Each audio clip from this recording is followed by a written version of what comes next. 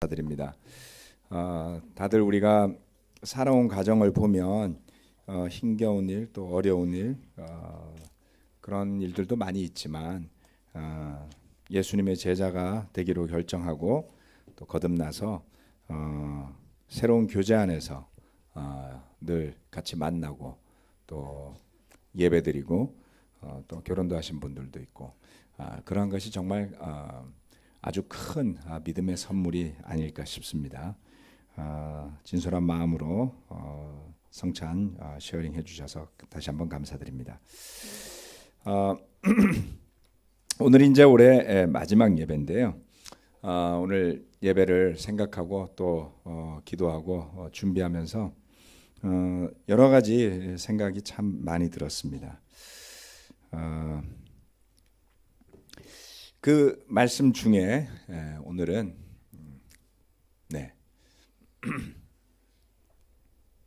만물의 마지막이 가까이 왔습니다 라는 제목입니다. 이 말씀은 베드로전서 4장에 나오는 말씀인데요.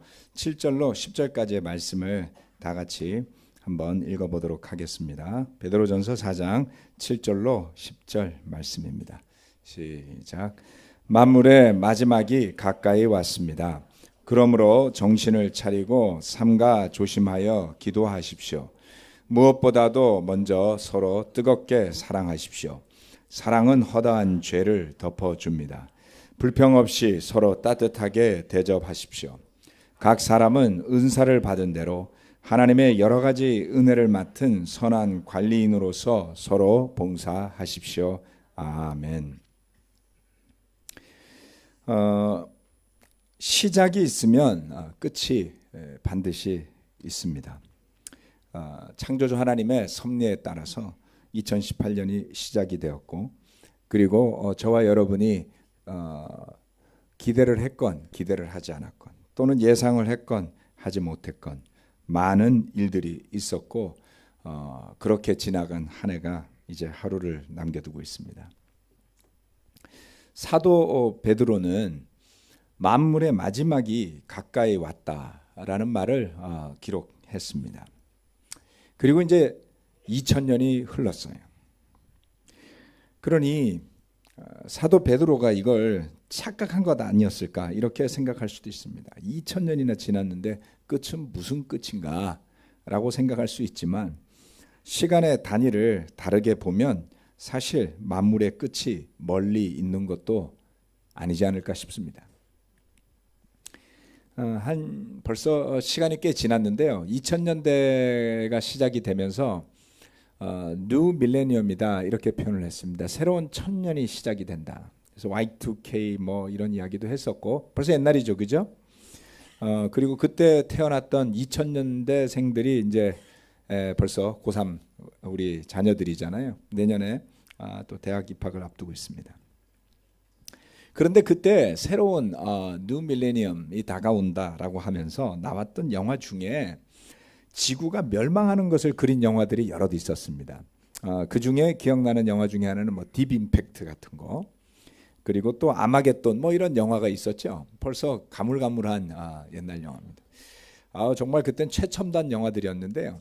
어쩌다가 돌려보면 정말 옛날 영화가 분명합니다. 지구의 완전한 종말 또는 내가 사는 곳이 피할 수 없는 재난으로 파괴되게 되고 뜻하지 않은 죽음을 목전에 둔 사람들의 감정, 태도 이러한 것들을 다룬 영화들이었습니다. 삶의 마지막이 얼마 남지 않았을 때 뭔가를 선택하고 뭔가를 하려고 한다면 그것은 분명 소중한 것임에 틀림이 없을 겁니다. 사도 베드로는 이 만물의 마지막이 가까이 왔다라는 말을 기록하면서 몇 가지 권면을 하는데요. 그 중에 첫 번째는 먼저 서로 뜨겁게 사랑하라는 것이었습니다. 서로 뜨겁게 사랑하십시오.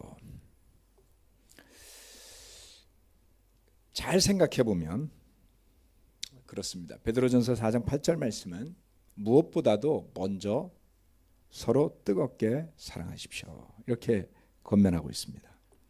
정말 가장 큰 선물이 무엇일까라고 생각하면 그것은 사랑입니다.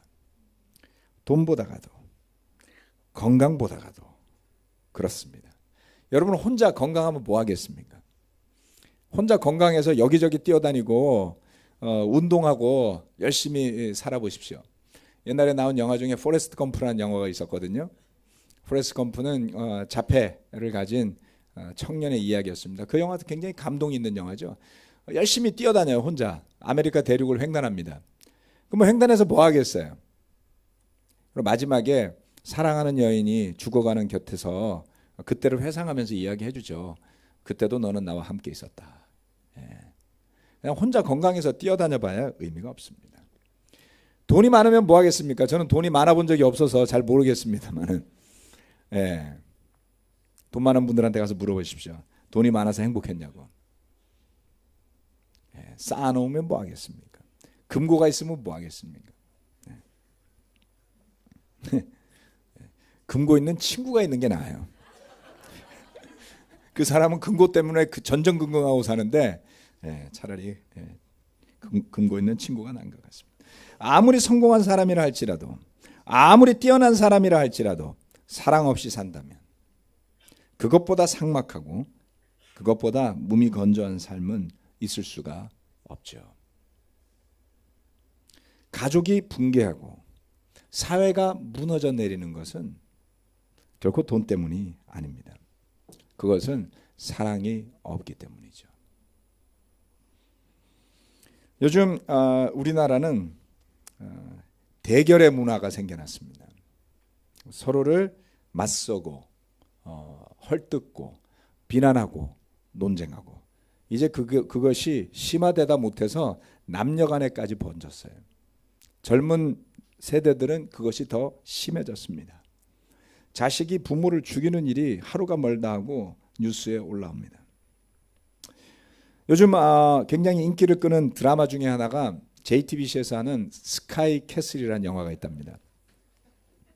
모르시는 분들은 한 번 정도 교육용으로 보시면 도움이 될 겁니다. 스카이 캐슬은 그 흔히 이야기하는 스카이 대학을 이야기하기도 하고 뭐 여러 가지를 이야기할 수 있습니다. 거기에 나오는 여러 가족들의 이야기는 좀 과장된 측면도 있지만 성공을 지향하는 사람의 가정이 어떤 모습일지를 조금 엿볼 수 있게 해주는 것이죠. 여기에도 뭐 스카이 대학 나온 사람들 많이 있습니다. 평소에 잘 티를 내지 않아서 그렇지 나오신 분들 굉장히 많아요.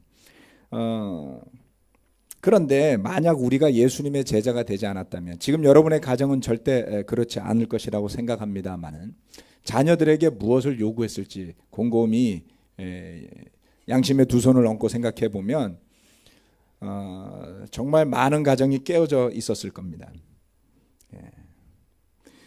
세상살이에 찌들려서 따뜻한 말을 해줄 수 없고 서로 함께 웃을 수 없고 가족다운 모습이 없이 돈만 있으면 그게 가족입니까? 성공이 있으면 그게 가족입니까? 저는 제가 최근에 이제 그 공부를 좀 하게 됐어요. 히브리어를 열심히 공부하고 있습니다. 제가 공부를 하다 보니까 이거는 뭐 입학을 위해서 하는 것도 아니잖아요. 근데 제가 학교 다닐 땐 제가 그렇게 공부 열심히 한 줄 몰랐어요. 제 주변에 저보다 열심히 한 사람들이 되게 많았거든요. 공부를 하다 보니까 우리 애들이 공부를 얼마나 안 하는지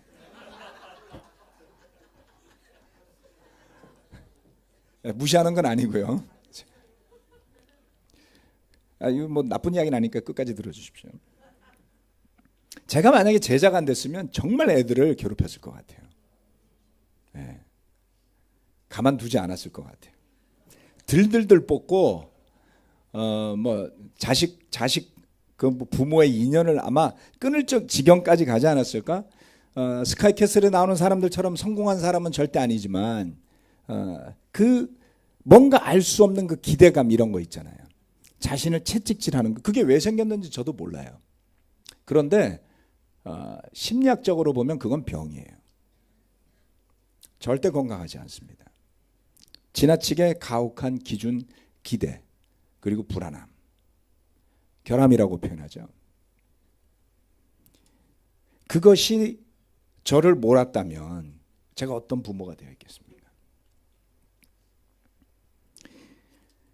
뜨겁게 사랑하라는 이 권면은 정말 대단한 도전이 아닐 수가 없습니다.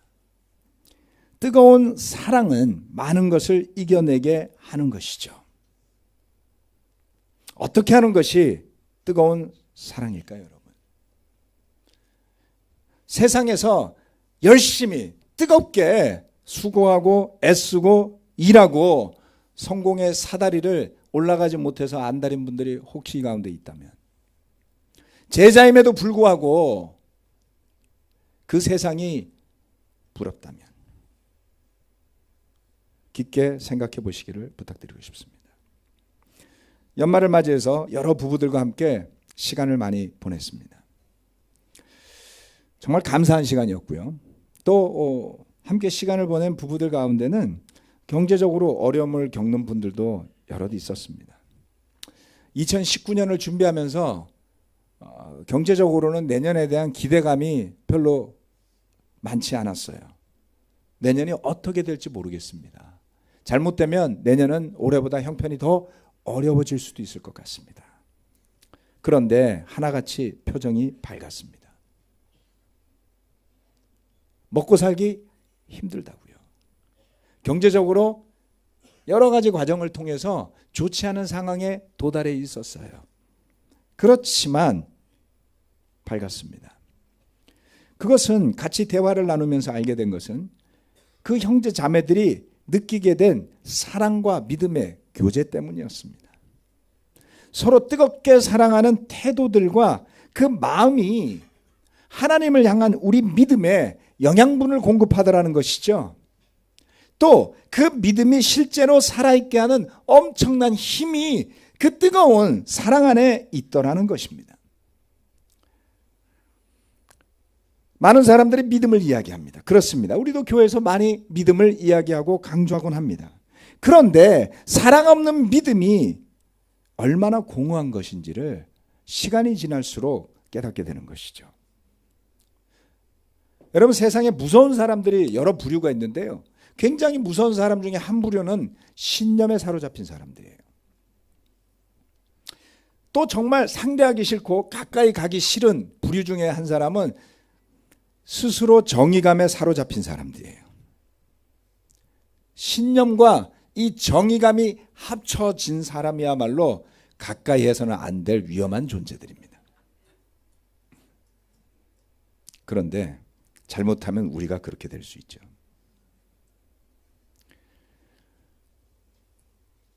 왜요? 그런 사람들은 자신은 정당하고 옳고 남은 틀렸다고 말하기 때문입니다. 굉장히 기분이 좋아지게 돼요. 자신의 정의감에 사로잡혀 있는 사람들은 사실 잘 살펴보면 자존감은 낮은 사람들일 거예요. 솔직하게는. 그런데 그 낮은 자존감을 자신의 신념과 정의감으로 둘러싸고 남을 위에서 아래로 내려다보면서 자신을 스스로가 높이면서 수많은 사람을 정죄하면서 살죠. 잘난 척하는 사람 다 똑같습니다. 잘나서 뭐하게 해요? 자존감이 낮아서 잘나야 하는 것이죠. 그런데 믿음을 추구하는 사람들이 자신의 신념과 걸맞는 모습의 신앙적 가치를 찾아서 진정한 믿음이 아니라 자신의 신념을 믿음으로 무장하고 사는 사람들 무섭습니다. 사랑은 그런 것이 아닙니다. 베드로가 무엇이라고 표현을 했냐면 뜨겁게 사랑하자 그랬는데 뜨겁게 사랑하는 것은 미친 게 아니라 허다한 죄를 덮어주는 것이라고 그랬어요. 정의감에 사로잡힌 사람들은 용서할 줄을 모릅니다. 이렇게 이야기하면 불편하신 분들이 있을지 모르지만 우리 한때 지나친 정의감 속에 살았던 때도 있어요. 그 잔재와 흔적이 어떻게 남느냐 하면 남을 판단하는 데서 드러납니다. 그 잔재와 흔적이 가장 무섭게 드러나는 때는 자신이 죄를 지었을 때예요. 용서받을 것이라는 믿음이 없어요. 가장 비참한 사람은 그 사람이에요. 왜요? 마음에서 너무 많은 판단을 하고 살아서 자신이 판단당할 지경에 처하니 용서받을 자신이 없죠. 무엇을 위해서 그렇게 열심히 살았습니까? 무엇을 위해서 믿음을 내세웠습니까? 무엇을 위해서 열심으로 살았습니까? 회개해야 한다면 회개해야 합니다. 복음이 제 안에 살아있지 않았더라면, 성령님께서 일깨워 주시지 않았더라면 제가 어떤 아버지가 됐을까요? 제가 어떤 남편이 되었을까요? 정말 자신 없습니다. 제 자신도 제가 용서하지 못하는데 누구를 용서하고 살았겠습니까? 저는 제 자신을 늘 게으르다고 생각하고 살았습니다. 죽으라는 소린가요? 그러니까 저보다 게으르면 진짜 게으른 거죠.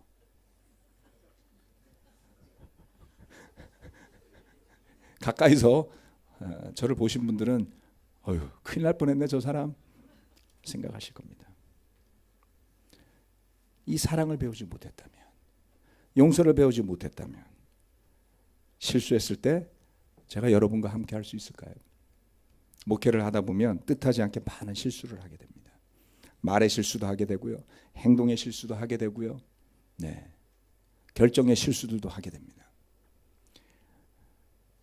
그런데 그런 실수들이 있을 때 서로를 용서하고 대충 넘어가자는 뜻이 아닙니다. 회개하고 용서하고 그리고 다시 시작할 수 없었다면 어떻게 우리가 오늘 이 가운데 있을 수 있겠습니까? 사랑은 잘나거나 오만하거나 비교하거나 무시하지 않습니다. 사도 바울이 그래서 믿음과 소망과 사랑 가운데 으뜸이 사랑이라는 말이 폼 잡으려고 한 말이 아니죠. 주님으로부터 온 그 사랑이 우리로 하여금 허다한 죄를 덮을 수 있는 용기를 가지게 하고, 또한 우리가 부족한 가운데 있을 때 용서받을 수 있을 거라는 믿음을 주게 됩니다. 그것은 마치 모든 사람을 있는 모습대로 받아준 예수님의 마음의 일부를 우리가 받게 되는 것이죠. 여러분, 서로 뜨겁게 사랑해 봅시다. 두 번째, 불평 없이 서로 따뜻하게 대접하십시오. 서로 따뜻하게 대하라는 이 말씀은 대접하십시오라는, 따뜻하게 대접하십시오라는, 대접하라는 단어는 헬라어로 필록세노이라고 하는데 그 단어는 두 가지가 합쳐졌다 그래요. 그러니까 필로스는 좋아하다, 사랑하다, 필로소피 할 때 쓰는 말, 그 말이죠. 필로스. 그 다음에 크세노스라는 단어는 이제 나그네라는 뜻이랍니다. 그래서 이것이 합쳐지면 대접한다라는 것은 나그네를 대접하는 것이다 라고 설명하고 있습니다. 지금은 좀 낯선 일인데 우리가 뭐 나그네 집으로 절대 안 들이죠. 큰일 나죠. 이렇게 저기 CCTV로 확인도 하고, 택배 받는 분들도 조심해서 맞아드려야지 되고, 굉장히 조심스러운 시대에 살고 있습니다. 그렇지만 그 옛날에는 낯선 사람일지라도 집에 맞아들이고 대접하는 일들이 종종 있었던 일이었던 것 같습니다. 물론 그렇다고 모든 사람을 대접할 수는 없었겠지만 교회가 많아질수록 다양한 도시를 이동하는 크리스찬들이 늘어나고, 또는 그 크리스찬들이 사회에서 환영받지 못했을 때에 서로가 받아줄 수 있는 아마 교회 식구들 간에 대접하는 일들이 있지 않았나 싶습니다. 그런데 그처럼 누군가를 대접하는 일은 쉬운 일은 아니었던 것 같습니다. 불평이 생겨나기 쉬웠던 것이죠. 그래서 불평하지 않고 원망하지 않고 서로를 대접하는 일, 그것은 세상의 끝이 가까워도 열심히 하고 살아야 되는 일이다, 이렇게 사도 베드로가 이야기하는 것이죠. 가까운 이웃들을 한번 떠올려 봅시다. 가깝게는 우리 한 바이블 톡에 있는 형제 자매들을 한번 생각해 봅시다. 또는 가까이에 살고 있는 이웃에 사는 형제 자매들, 제자들을 한번 생각해 보도록 합시다. 서로가 서로를 따뜻하게 대접하는 관계로 발전할 수 있다면 얼마나 좋을까요? 혹시 우리 가운데 너무 많이 지쳐서 너무 많이 대접해서 지친 사람이 있을 수 있습니다. 예. 그러면 좀 쉬어가도 좋습니다. 괜찮습니다. 하지만 서로를 따뜻하게 대접하고 하는 일은 지금 좀 휴식하고 회복하기 위한 시간을 가진다 할지라도 언젠가는 여러분이 믿음과 사랑을 그 힘을 회복하면 다시 시작하시게 될 겁니다. 그렇게 서로를 대접하면서 함께 나누는 그 사랑의 교제가 이웃으로 퍼져가는 것, 넓어져 가는 것, 그것이 사실은 다른 사람들을 구원의 길로 인도하는 가장 좋은 길입니다. 결국 그러한 교제의 연장이 하늘나라의 교제로 연결되는 것 아닌가요? 네. 기독교의 본질은 먹고 마시는 거에 있어요. 그렇지 않나요? 성찬이 뭡니까? 먹고 마시는 것이에요. 네. 그리고 초대교회에서 그 성만찬을 같이 식사로 했었습니다. 그래서 어떤 교회들은 성만찬과 애찬이라고 식사를 나눠놔요. 네. 예배 끝나고 함께 식사하는 그것을 애찬이라고 부르면서 같이 형제자매들의 교제로 식사를 하곤 하지요.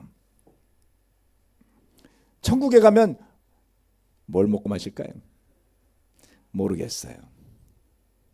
그런데 먹는 일이 없다면 여러분 생각해 보세요. 먹는 일이 없다면 얼마나 삭막하겠습니까? 네.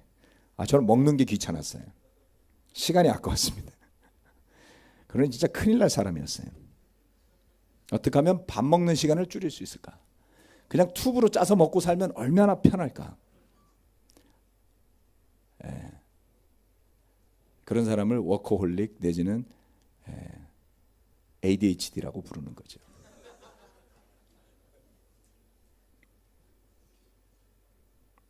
ADHD 나쁘게 보지 마세요. 여러분 주변에 많습니다. 여러분의 자녀들 가운데도 있습니다. 자, 평범한 거예요. 그렇게 저는 생각하고 살고 있습니다. 뭘 말씀드리고 싶은 거냐면, 우리가 정말 핵심을 무엇으로 보고 있느냐라는 겁니다. 여러분, 우리가 성경 지식을 뽐내면 좋은 제자가 되겠습니까? 제가 성경을 묵상하고 읽고 공부할 때마다 스스로에게 던지는 질문이 그거예요. 말씀을 많이 알면 그 말씀이 그 사람의 믿음의 중심이 되면 좋겠는데 그게 여기에만 머물 수도 있어요. 그렇지 않아요? 지식으로 성경을 습득하면 뭔가 일어나던가요? 한 가지는 일어날 수 있어요. 우쭐해질 수는 있어요. 난 네가 모르는 거 알아. 이거는 될 수 있어요. 그런데 눈꼽만 치도 삶의 유익이 안 일어날 수도 있습니다. 신앙의 본질을 보셔야지 돼요. 말씀드렸다시피 믿음을 자신의 신념과 부합하는 가치이기 때문에 가지고 가는 사람들 위험해요. 그게 아니라 진리이기 때문에 그 진리의 말씀에 설득되어져서 그 진리 안에 들어가는 거죠. 그렇죠? 예수 그리스도를 끌어갖고 와서 내가 잘 먹고 잘 살겠다고 복 달라는 게 아니라 예수 그리스도로 옷을 입는 거죠. 그렇지 않습니까? 믿음의 주인은 우리가 아니에요.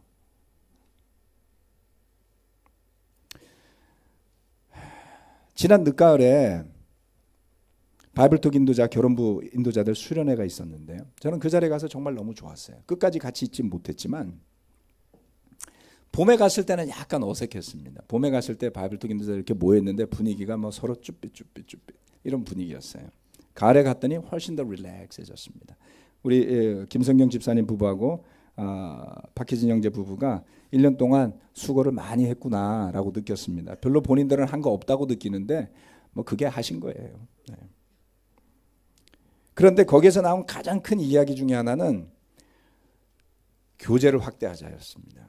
바이블톡을 벗어나서라도 우리가 서로 더 많이 교류하고 교제해야 합니다. 그리고 그러한 것들을 실천했을 때 어떤 좋은 일들이 우리에게 일어나겠습니까? 라는 기대가 굉장히 커 보였습니다. 제가 그 자리에서 그걸 한참 들으면서 이게 맞다 라는 생각이 들어서 내년도 교회 주제를 What a Fellowship.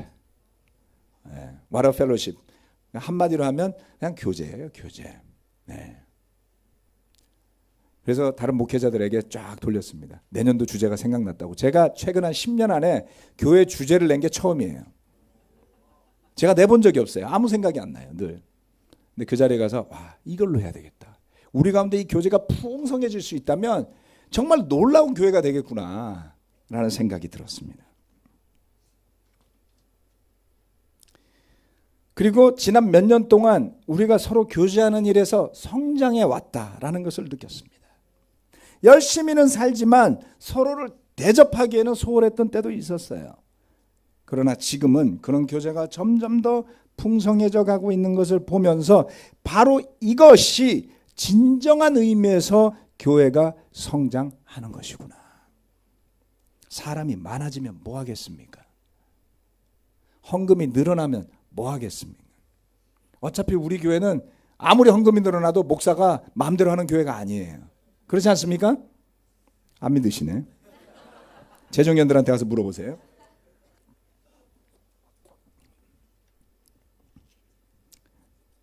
명동교회를 방문하고 오는 분들이 하나같이 표현하는 게 있습니다. 명동에 갔더니 되게 가족 같아요. 여기 계시다 거기 갔더니 확 가족 같아요. 왜냐하면 사람이 일단 적거든요. 한 70, 80명 정도 있어요. 그러니까 이 예배당 한 3분의 1로 잘라놓은 만큼 딱 앉아 계신다고요. 아담해요, 아주. 그리고 예배 끝나고 나면 그 식당으로 바뀌어요. 설교 한참 하는데 밥 냄새가 솔솔 나요. 공간이 좁으니까 뒤에서 밥하고 있는 거예요. 반찬하고 막. 예배 끝나고 나니까 식탁을 펼쳐갖고 거의 대부분의 형제자매들이 예배당에 앉아 식사를 하더라고요. 야, 우리 잠실에서도 그걸 해볼 수 있을까? 안 돼요. 그거 하려면 옆에 임대료 한 1,000만 원 주고 터야지 돼요. 그 예배당을 터봐요. 그럼 뭐 하겠어요? 식당 만들어야죠. 주일학교에서 뭐 할 수는 있을 겁니다. 그래서 그 가족 같은 분위기, 그래서 마치 그곳에서 우리가 한 20년 전에 교회가 아직도 한 100여 명도 안 됐을 때 그때 그 모습을 떠올리는 분들이 많이 있더라고요. 그래서인지 모르지만 올해 아주 오래전에 교회를 떠나셨던 두 부부가 다시 믿음을 회복하고 돌아왔다고 합니다. 그리고 오늘 아주 굿뉴스 중에 하나는 아주 기쁜 소식인데 울란바타르에서 몽골에서 우리 박정호 형제 학과의 학과장으로 있는 분인데 부지마 씨라고 우리가 같이 기도 많이 했죠. 그분이 오늘 세례를 받는다고 합니다. 아멘. 정말 축하를 해줘. 우리 박수 한번 칠까요? 아멘.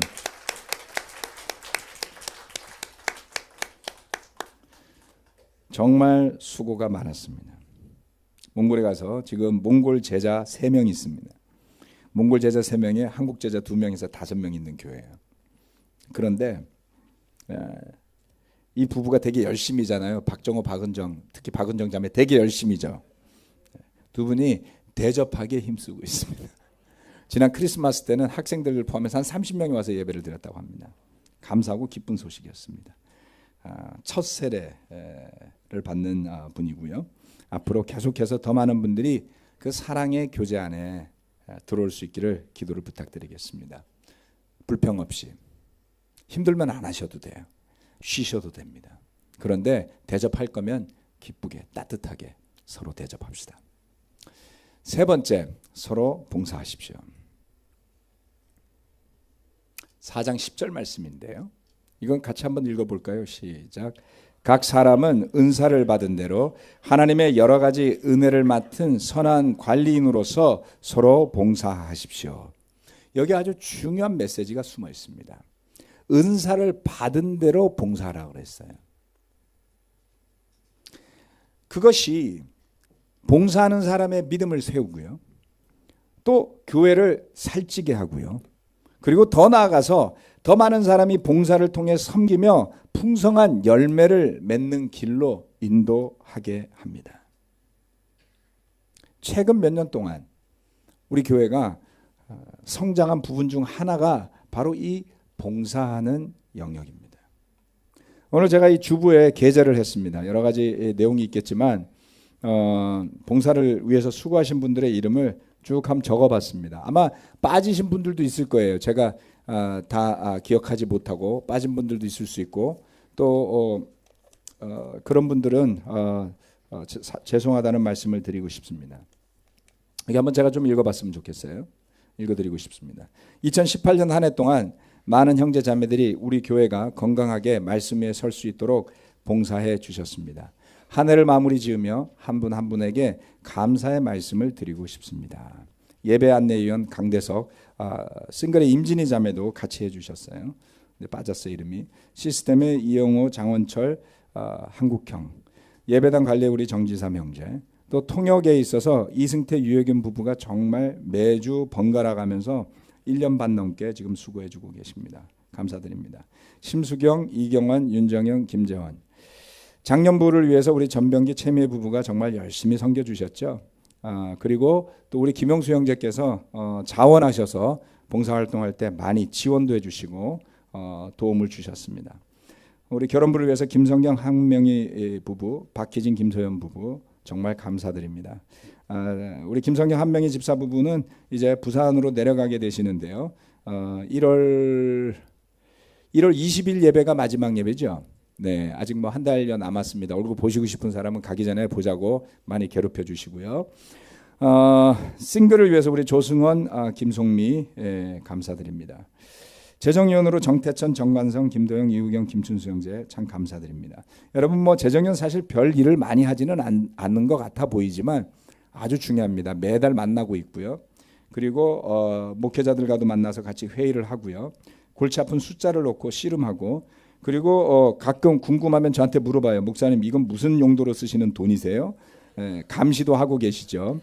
네. 그리고 또 저를 직접 찾아오기 불편하신 분들은 우리 재정위원들을 찾아서 궁금한 점도 물어보고 하면서 정말 놀랍게도 올해 여러 가지 상황이 어려웠지만 헌금이 작년에 비해서 많이 성장했습니다.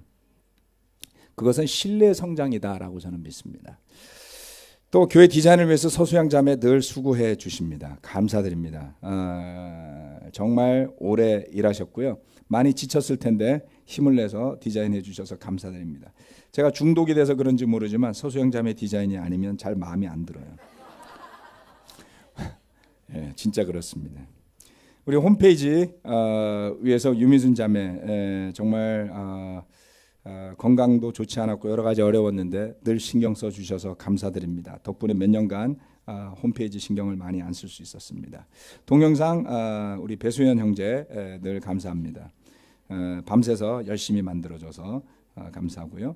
의료봉사위에서 우리 박영훈, 조영목, 박성민, 장재양, 강인돈, 김영수, 문재윤 형제 정말 감사드립니다. 지난 23일 날 예배 때 대전 교회 가서 예배드리고 또 그리고 평화의 말 아동복지센터에서 또 봉사도 하시고 노숙자 센터에서 또 의료봉사도 해주셨습니다.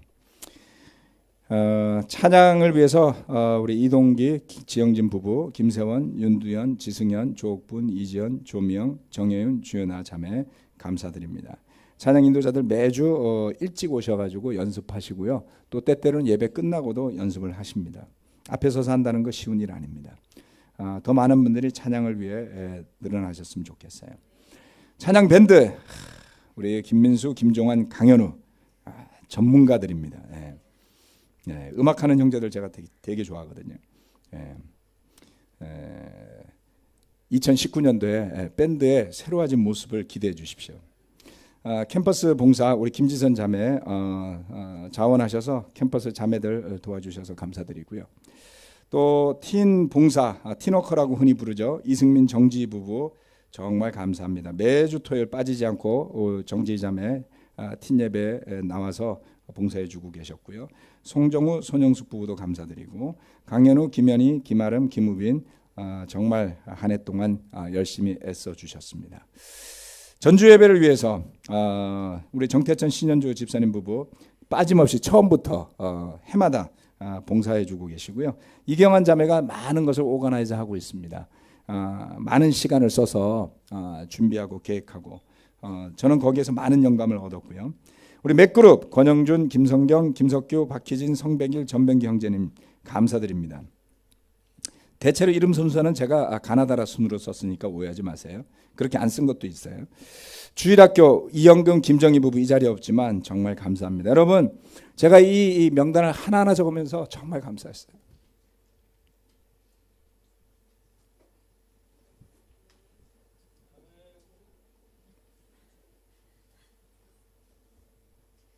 많이 기도드렸습니다.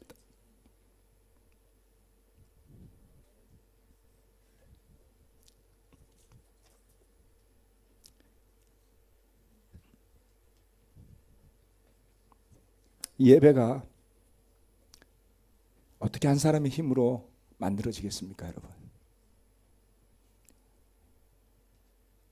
많은 분들이 우리 교회가 목사 중심이라는 이야기를 할 때 가장 슬프고 힘들었어요.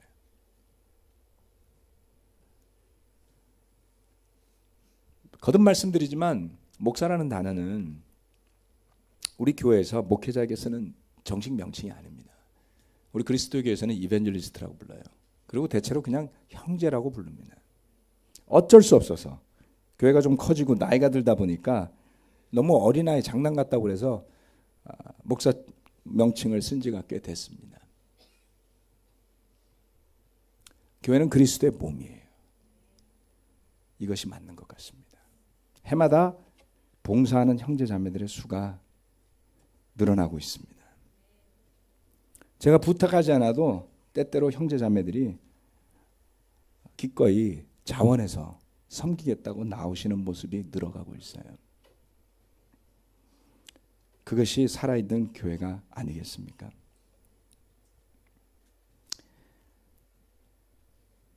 말씀은 우리에게 각 사람이 받은 은사가 있음을 일깨워주고 있습니다.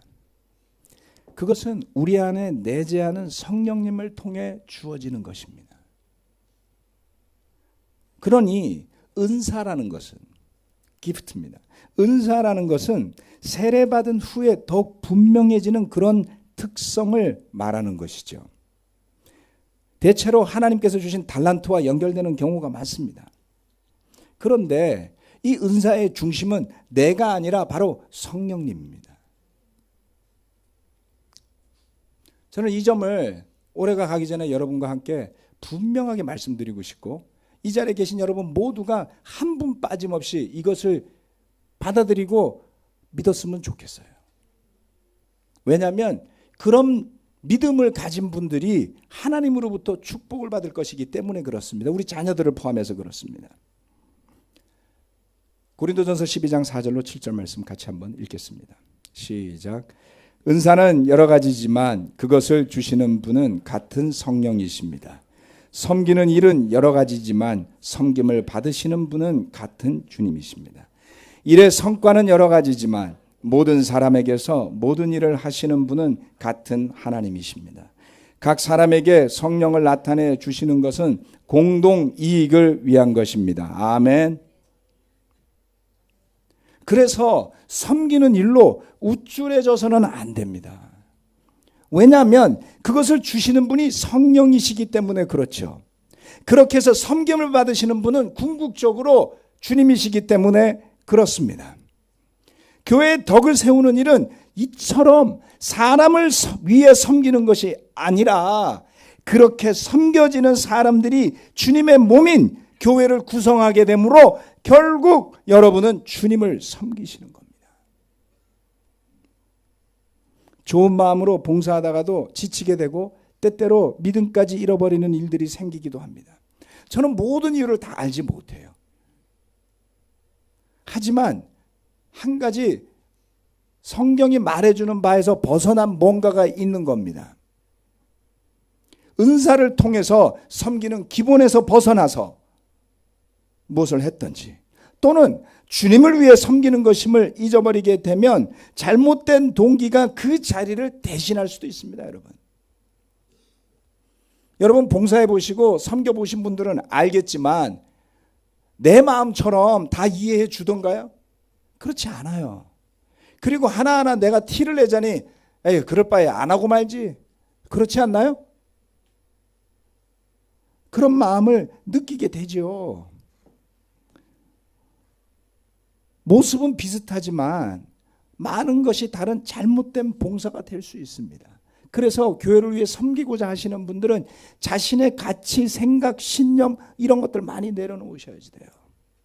나의 기대 이런 거 많이 내려놓으셔야지 돼요. 그러지 않으면 섬기겠다고 하는 사람들끼리 싸워요. 목사가 제일 골치 아픈 게 형제자매들 서로 싸우는 거예요.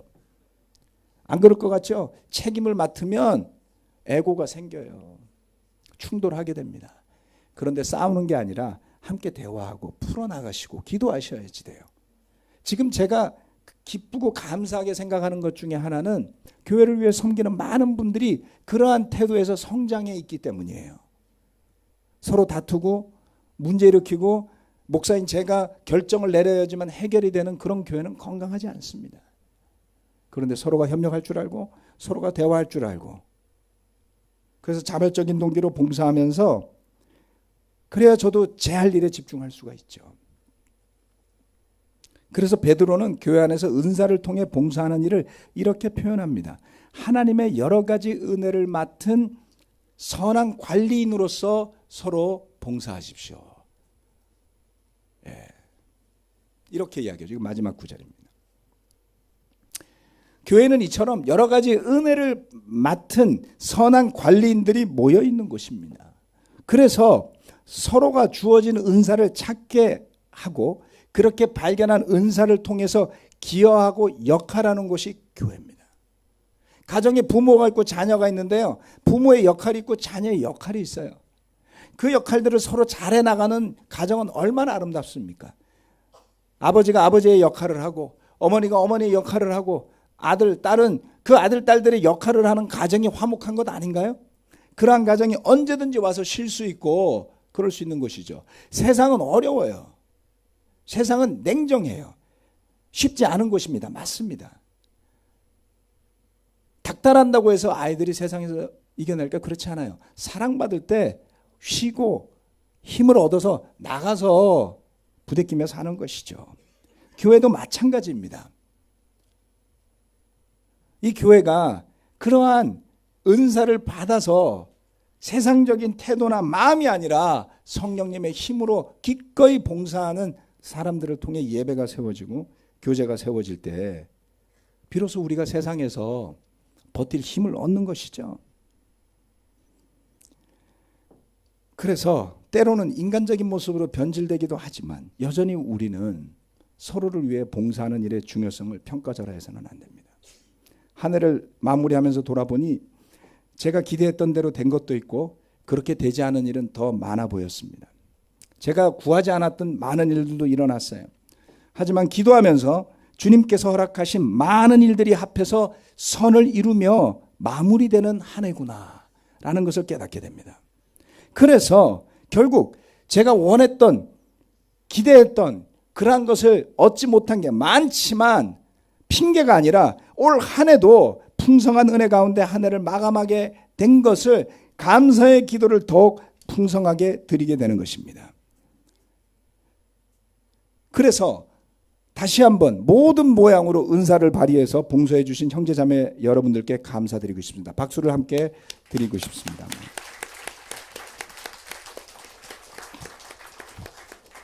그리고 영광은 주님께 돌려드리면 되는 것이죠. 4장 11절 말씀 같이 읽고 마치겠습니다. 시작. 말을 하는 사람은 하나님의 말씀을 전파하는 사람답게 하고 봉사하는 사람은 하나님께서 주시는 힘으로 봉사하는 사람답게 하십시오. 그리하면 하나님이 모든 일에 예수 그리스도로 말미암아 영광을 받으실 것입니다. 영광과 건세가 영원 무궁하도록 그에게 있습니다. 아멘. 한 해 동안 수고 많으셨습니다. 감사합니다.